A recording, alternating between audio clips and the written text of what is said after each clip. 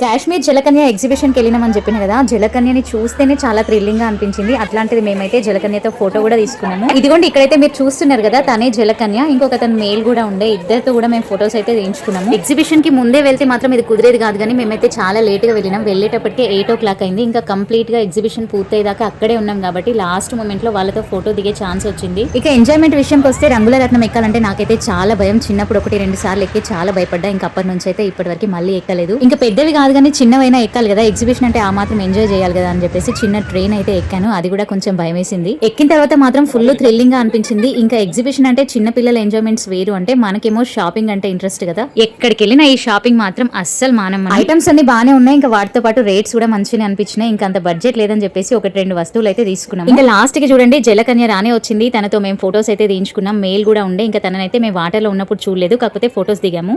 ఆగండి అట్లనే పోతారా. వీడియో ఇప్పటిదాకా చూసారు కదా, నచ్చితే చిన్న లైక్ చేసి మన ఛానల్ ని సబ్స్క్రైబ్ చేసుకుని సపోర్ట్ చేయొచ్చు కదా.